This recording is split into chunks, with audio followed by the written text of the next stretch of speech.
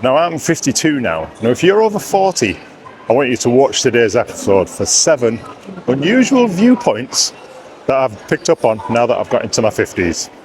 These are the real unexpected lessons that you start to notice once that you hit this side of the hill. So join me today as we wander around York, dispelling these 7 unusual truths about life in your 50s. And it's just a warning for you guys in your 40s. You've got all this coming. Now, I've got 7 reminders today that nobody really talks about. Not the usual drink water, do yoga, go to the gym type stuff. These are unusual ones, but still you should hear them. Now, if you're over 40 or you groan every time you stand up, today's episode is for you. Just left the York outlet on the outskirts of the city, and we're going to head into the city now. We're going to have a wander around some of the famous sights, sounds, attractions, smells, everything that goes on in this remarkable historical city as I discuss these 7 things that happen to you once you get into your 50s that you might not know about, which I want you to know about for everybody over 40.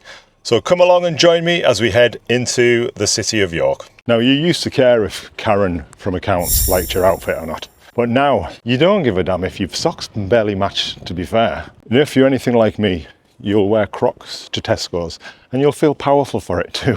And once you're in your 50s, the freedom of not caring, it's kind of like a spa day, but better and cheaper. Now, sometimes you do have to toe the line though, because I would wear shorts and flip-flops to a wedding if I could get away with it. But the looks I would get, and there's no way that Mrs. Stewart would allow that to happen. But I would if I could, believe me. Once you do reach this ripe old age, you will start caring less. I think that's it. Well, and the things that used to bother you before no longer bother you with the same level of anger or resentment towards people. So number 2 on the list is rest. Now you'll realise that rest becomes a skill, not a necessity. So when you were younger, rest literally meant a nap after a night out. But now it means lots of other things. Disconnecting from your phone, putting it down, switching off from the outside world. You learn to become emotionally unavailable to anybody who just wants quick chat. It's an advanced skill. It's kind of like reverse parallel parking or finding the end of that sellotape roll. You know what I mean?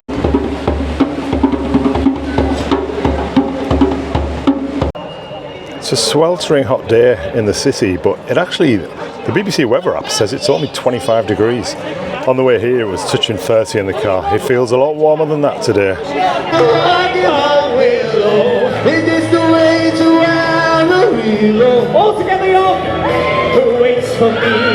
Number 3, your inner monologue gets louder and weirder. You'll have entire debates with yourself in Tesco about whether to buy the fancy hummus or the budget one. You'll narrate your life like David Attenborough wherever you go. And here we see the middle-aged gentleman bravely resisting the vodka aisle for now. Once you get into your 50s, you start to realise that you are your best and also your weirdest company. This all ties in with the cosmic ordering service that I believe in. You know, sending those wishes and those dreams out into the universe. You get used to speaking out loud to yourself. Just sometimes that inner monologue, it does become a bit louder and you start writing things down. It's a skill that you learn to do once you get into your 50s. So take the bathroom mirror for instance. Now every time I stare into the bathroom mirror to brush my teeth, it ends up turning into a TED talk. Look at you brushing like a man who has ambition, goals, gums. But then the mirror can surprise you. It starts throwing questions at you like some kind of a midlife life audit. Did you ever email that guy back? How's the gym going these days? And what is your purpose in life, by the way? Mid-brush, I can suddenly find myself staring into the mirror. Blank expression on my face, like some kind of a villain in a slow burn drama series. Toothpaste just dripping down my chin, while my brain casually ran a one-man existential seminar. And then with zero warning, my inner voice suddenly bursts into a song. Look at the stars. You see, it's just bizarre.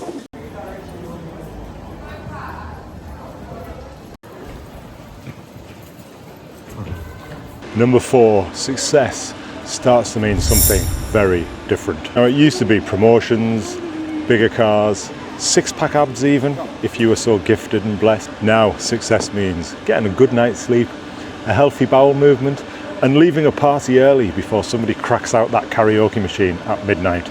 It's not about climbing the ladder anymore.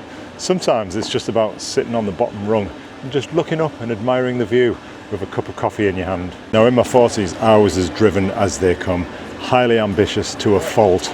Everest was a big defining part of my life, trying to achieve that goal of climbing the mountain. It just ruled my every waking hour. Now I can look at other people trying to achieve the exact same goal. Previously, I'd be racked with jealousy, but now I just think, good for them. You know, good for you for getting up and having the ambition to do that. Myself, that ambition's gone a long time ago, and I am much more content for that. Now, I once found myself a few years ago at a networking event, and I remember this guy bragging to me about the fact that he worked 80 hours a week and slept for 4 hours a night. Success doesn't sleep, he said to me, chuckling like a man who hadn't blinked since 2016. Now, that is not a way I plan on living my life.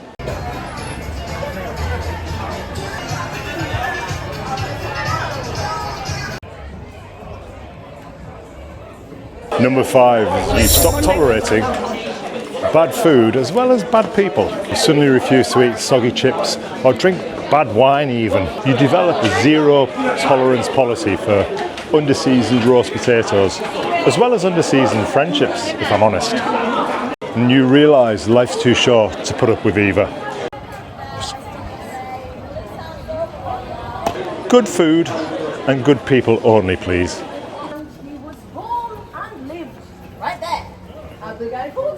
Now, number 6 is you develop a strange love for just pottering around, not doing much of anything, if I'm honest. Now, pottering is that beautiful state of just wandering around your house, not doing anything in particular. You'll lose 45 minutes moving a plant just slightly to the left, or loading the dishwasher the wrong way 2 or 3 times, knowing you're going to get it wrong regardless when your wife comes home and sees what you've done. You'll decide to rearrange the spice cupboard, and then you'll spend ages tidying up a drawer just because you've got the available time to do that. You do potter more than you've ever done in your life once you do get into your 50s. And somehow it feels deeply satisfying, like you've managed to crack the code of the universe just by pottering around. Finally, my number 7 in the list, you'll realise that you are no longer the young wild one, or the always say yes friend, even though you didn't particularly want to. You'll outgrow some dreams, some people, and some places, and that's okay too. And weirdly, you'll feel relief, because the you that's emerging now is more stronger, more softer, and more real than ever before.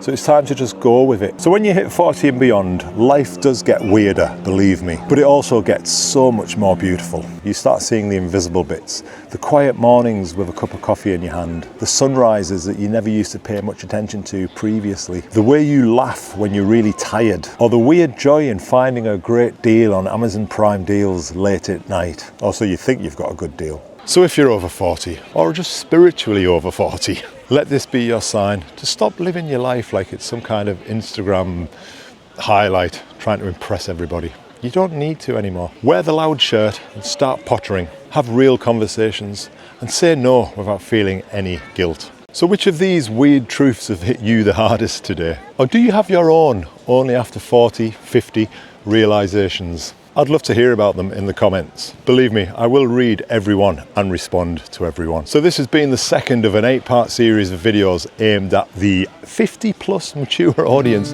who wants to embrace a better life. And all I'm doing is putting out some things that I've done in my life since I've turned 50 that have made my existence and my life on this planet so much more fun, colourful, with excitement galore to look forward to. Keep wondering, and I'll see you in part 3 really soon. That's York over and out for today. I'm about to take my daughter to Wagamama's for some well-earned food because I'm really hungry. Things that you should try. Oh, hang on.